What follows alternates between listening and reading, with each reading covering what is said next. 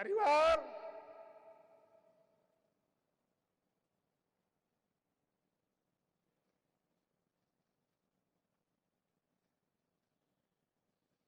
सब कुछ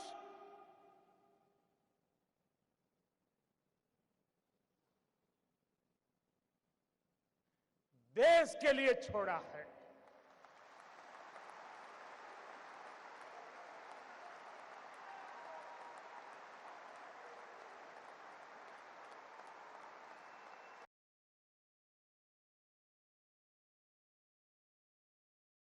कुछ लोग होते हैं मजबूरन कुछ गलत करना पड़ा हो। सब लोग बेईमान नहीं होते जी, सब लोग चोर भी नहीं होते कि मजबूरन कुछ करना पड़ा होता है।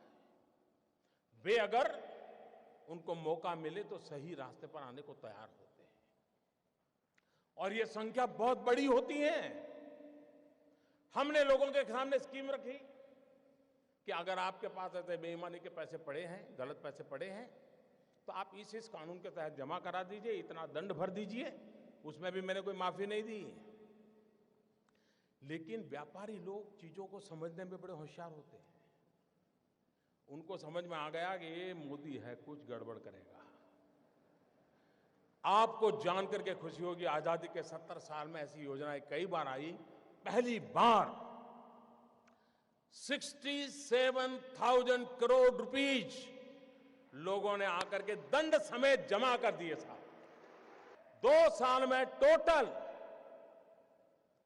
सर्वे के द्वारा, रेड के द्वारा, डिक्लेरेशन के द्वारा 1.25 लाख करोड़ रुपया जो कहीं हिसाब में नहीं था, वो सरकारी खजाने में जमा हुआ है भाइयों।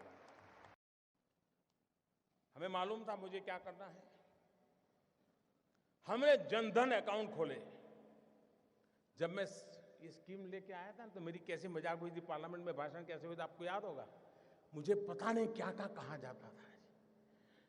उनको लग रहा था कि मोदी के बाल नोच लेंगे तो मोदी डर जाएगा। अरे मोदी को जिंदा जला दोगे तो भी मोदी डरता नहीं।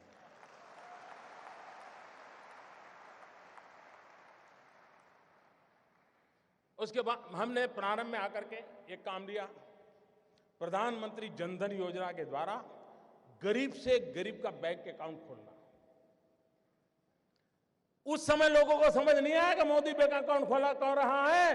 अब लोगों को समझ आएगा कि इस बैंक अकाउंट का क्या फायदा होने वाला है। लेकिन लोगों को लगा नहीं, जैसे हर पॉलिटिकल काम होता है वैसे ही पॉलिटिकल काम नहीं था।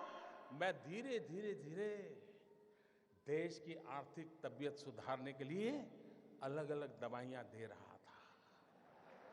मैंने तो कहा था कि 0 रकम से आप बैंक अकाउंट खोल सकते हैं, लेकिन मेरे देश के गरीबों ने बैंकों में जनधन अकाउंट में 45,000 करोड़ रुपया जमा करवाया। दोस्तों, 45,000 करोड़ रुपया।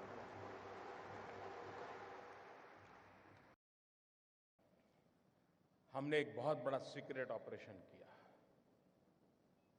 मनोहर जी वाला तो मैं नहीं कर सकता हूं।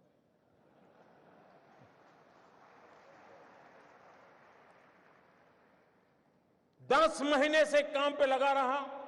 एक छोटी विश्वस्त टोली बनाई, क्योंकि इतनी नई नोटें छापना, नोटें पहुंचाना बड़ा कठिन, चीजें छिपाना बड़ा सीक्रेट रखना। वरना ये लोग ऐसे होते साहब, पता चल जाए तो साहब अपना कर लेंगे।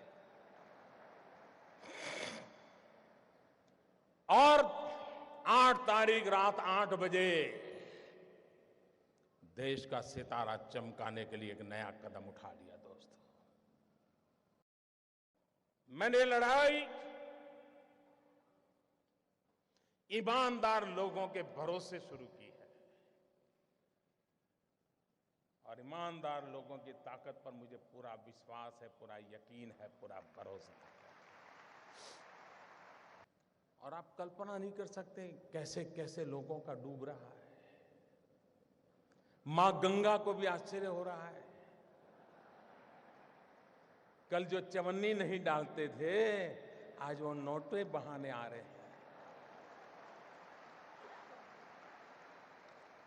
वो गरीब विधवा मां मोदी को आशीर्वाद देती है कि बेटा, कभी बेटा या बहू देखते नहीं थे, कल आए थे 2.5 लाख बैंक में जमा कराने के लिए, और आपने देखा कैसे कैसे लोग 2G स्कैम, कोयला स्कैम, अरबों खरबों, मालूम है ना साहब, मालूम है ना। आज 4,000 रुपया बदलने के लिए लाइन में खड़े रहना पड़ता है जी। 70 साल से जमा किया हुआ, महंगे से महंगे ताले लगाए थे। कोई पस्ती लेने वाला नहीं है, पस्ती लेने वाला नहीं है। भिखारी भी मना करता है, ये साहब 1000 का नोट नहीं चाहिए। मैंने सिर्फ देश से 50 दिन मांगे हैं, 50 दिन। 30 दिसंबर तक मुझे मौका दीजिए मेरे भाइयों बहनों। अगर 30 दिसंबर के बाद कोई मेरी कमी रह जाए, कोई मेरी गलती निकल जाए, कोई मेरा गलत इरादा निकल जाए, आप जिस चौराहे में मुझे खड़ा करेंगे, मैं खड़ा होकर के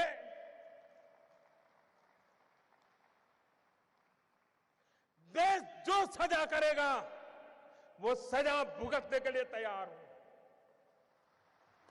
लेकिन मेरे ईमानदार देशवासियों, आइए मेरे साथ चलिए।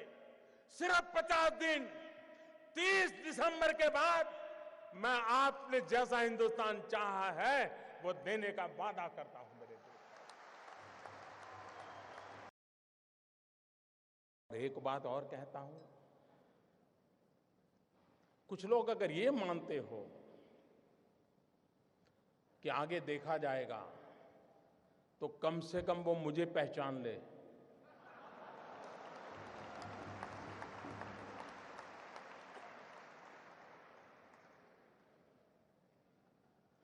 देश आजाद हुआ तब से अब तक का आपका कच्चा चिट्ठा मैं खोल दूंगा। जिनके पास ये बेईमानी का है वो मान के चले कागज का टुकड़ा है, वो ज्यादा कोशिश ना करें, ज्यादा कोशिश ना करें। वरना सरकारी मैं इसके लिए अगर 1 लाख नए लड़कों को नौकरी देनी पड़ेगी तो दूंगा, और कोई इसी काम में लगाऊंगा। अब लोग मुझे समझ गए हैं।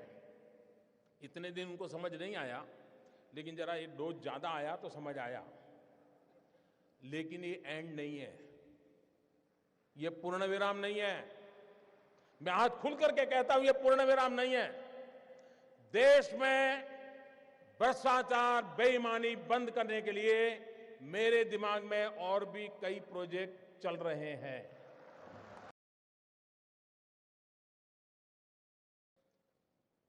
50 दिन के बाद हम सफाई में सफल हो गए, और एक बार सफाई हो जाती है ना, तो छोटा मोटा मच्छर भी नहीं आता है मेरे प्यारे भाई, है ना।